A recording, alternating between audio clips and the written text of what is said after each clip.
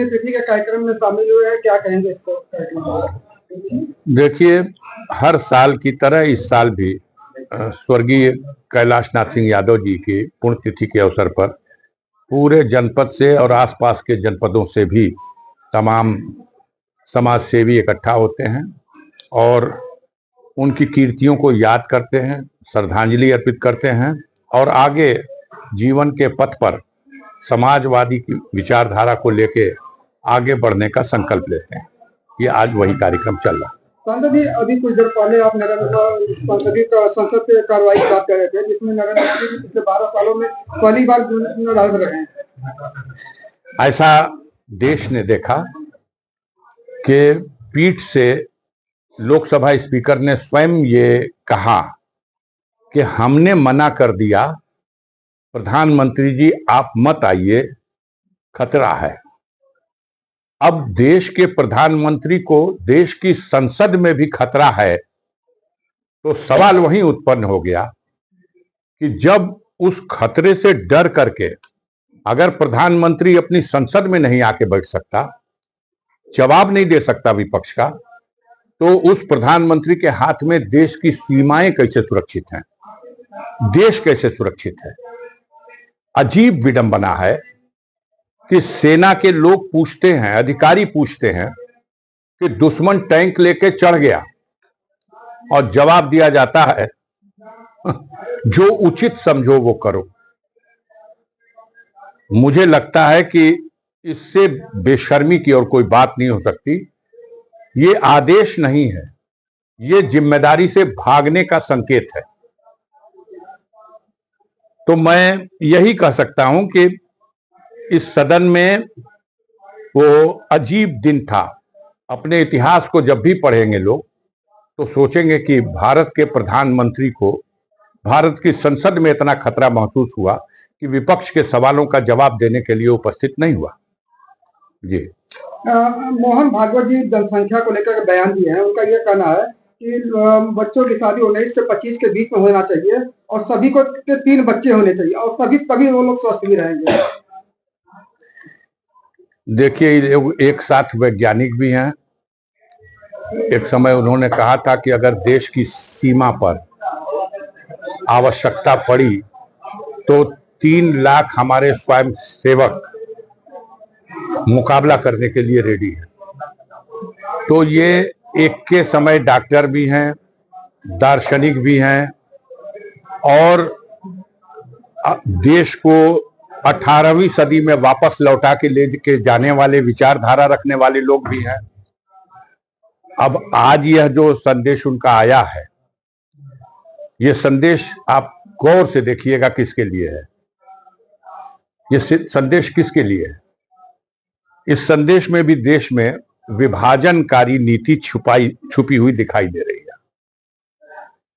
बड़ी विषय लंबा हो जाएगा, लेकिन जब देश का मुखिया कहता है कि जो उचित समझो करो, तो मैं भी कहूंगा कि देश की जनता को जो उचित लगता है वो करे। इसके अलावा उन्होंने एक वीर सावरकर के लिए भारत रत्न की मांग किया है। यह भी एक बात है कि साबित करिए कि वो वीर सावरकर हैं। अब तो इस दौर में एक नया दौर चला हुआ है। अगर आप कहेंगे कि हम अनिल हैं पत्रकार, तो आप ही से कहा जाएगा कि आप साबित करिए कि आप अनिल पत्रकार हैं। अगर कोई कहेगा ये घर हमारा है, तो आप ही से कहा जाएगा साबित करिए कि ये घर आपका है। अगर शंकराचार्य जी कहेंगे कि मैं शंकराचार्य हूं, तो उनसे कहा जाएगा आप साबित करिए कि आप शंकराचार्य हैं। तो वही मेरा भी प्रश्न है इनके साथ कि पहले ये साबित करें कि वो वीर सावरकर कैसे हैं, उनको क्या कहा जाए जिन्होंने हंसते हंसते फांसी का फंदा चूम लिया, सूली पे चढ़ गए, गोलियां खाई, लेकिन माफी नहीं मांगा, ब्रिटिश हुकूमत के सामने घुटना नहीं टेका, जिसने 11 बार लिख के माफी मांगा। जिन दिनों देश में कलेक्टर के पद की तनख्वाह जितनी तनख्वाह थी उससे 1.5 गुना पेंशन ब्रिटिश शासन से प्राप्त करने के समझौते के साथ समझौता किया, उसको आप कैसे महिमा मंडप कर रहे हैं?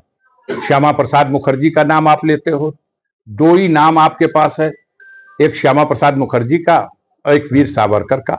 दोनों का इतिहास देश के सामने रख दो। आप तमाम बातें करते हैं, सनातन धर्म की बात, हिंदू राष्ट्र की बात, और श्यामा प्रसाद मुखर्जी मुस्लिम लीग के साथ बंगाल में बनने वाली पहली सरकार में मंत्री थे। ये भारतीय जनता पार्टी के लोग कश्मीर में सरकार बनाने के लिए मुफ्ती साहब की पार्टी से समझौता करके सरकार बनाते हैं। ये तो मौके के हिसाब से अपने बयान देते हैं। कैसे अब इस वक्त बेचैनी बढ़ी हुई है और देश में लोगों में एक परिवर्तन की सोच साफ दिखाई दे रही है, इसलिए तमाम इस तरह के बयान दिए जाएंगे आने वाले दिनों में। सर, एआईएम के जो प्रदेश अध्यक्ष शौकत अली साहब हैं, उन्होंने ये कहा है कि जब मुंबई में मेयर बुर्के वाली महिला बन सकती है तो यूपी के सीएम जो है बुर्के वाली महिला भी आने वाले दिनों में बनेगी। देखिए, बिहार में ही लोग बना दिए। वहां कहे थे लोग कि अब्दुल दरी नहीं बिछाएगा, अब्दुल मुख्यमंत्री बनेगा। तो बिहार में तो अब्दुल ने मुख्यमंत्री की शपथ ले ली।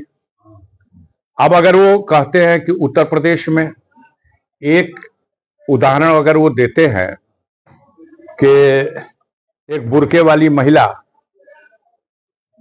वो एक मेयर बन रही है, नगर की व्यवस्था चलाएगी, तो अब देश की व्यवस्था भी वही चलाएगी।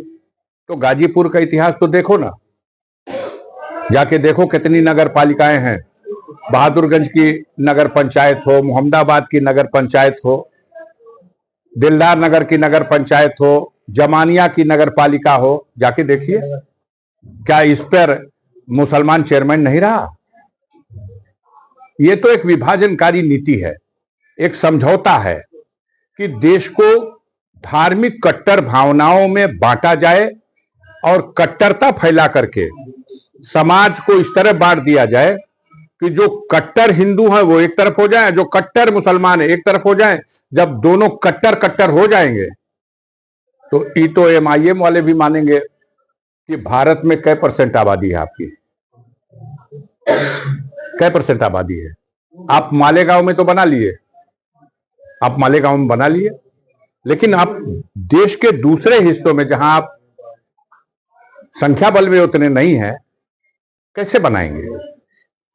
देश को चलाने के लिए गंगा जमनी तहजीब को लेकर चलना होगा। देश में विभाजन के समय यह समस्या खड़ी हो गई थी। एक तरफ मोहम्मद अली जिन्ना ने कहा था कि हम धर्म के नाम पर एक राष्ट्र बनाने जा रहे हैं, आओ हमारे साथ मुसलमानों। लेकिन दूसरी तरफ वहीं अब्दुल कलाम साहब ने कहा था, ये मादरे वतन हिंदुस्तान हमारी अपनी जन्मभूमि है और हम जमहूरियत के निजाम को स्वीकार करके इसी भारत की मिट्टी में पले हैं, बढ़े हैं और दफन होना भी पसंद करेंगे। तो जो लोग मोहम्मद अली जिन्ना को फॉलो करने वाले थे वो पाकिस्तान चले गए, और जो लोग भारत भूमि को अपनी मातरे वतन मानते थे वो भारत में रह गए। तो जो भारत में है वो अपना वतन मान के है, और वतन से मोहब्बत ये एक ईमान का जुज है। हम इसे धर्म की नफरत की आग में जलने नहीं देंगे, और किसी की भी कट्टर धार्मिक सोच को, चाहे वो भारतीय जनता पार्टी और आरएसएस की कट्टर धार्मिक सोच हो या दूसरी किसी भी दल की, चाहे मुस्लिम लीग जिन्ना के समय में या आज जो पार्टी उस कट्टर नीति पर चलने की बात करती है, हम उसे कभी स्वीकार नहीं करेंगे और देश की जनता भी उसे कभी स्वीकार नहीं करेगी। सर, एक अंतिम सवाल ये है, अखिलेश यादव ने एसआईआर को एनआरसी से बता रहे कि एनआरसी किया गया है। अखिलेश यादव ने एक ऐसी जड़ी, एक ऐसा मंत्र, एक ऐसा सूत्र दे दिया है कि उसने नींद हराम कर दी है। अब भारतीय जनता पार्टी के लोग परेशान हैं। इसी सूत्र ने 2024 में भारतीय जनता पार्टी पूरे देश में जो परफॉर्मेंस दी हो, लेकिन उत्तर प्रदेश में उनके रथ के चक्के को जमीन में धंसा दिया था। और आने वाले 27 में इससे बदतर स्थिति भारतीय जनता पार्टी की होने जा रही है। 100 सीट भी भाजपा को उत्तर प्रदेश में जीतना मुश्किल हो जाएगा, क्योंकि समाज का हर वर्ग उनसे दूर हट रहा है। जिन्होंने उनको वोट दिया था उन्होंने भी मान लिया है उनसे दूर हट रहे हैं, किसान उनसे दूर हट रहा, सब उनसे दूर हट रहे हैं। तो वो बेचैन हैं वो समाज को बांटने वाली बातों को कहेंगे। धन्यवाद।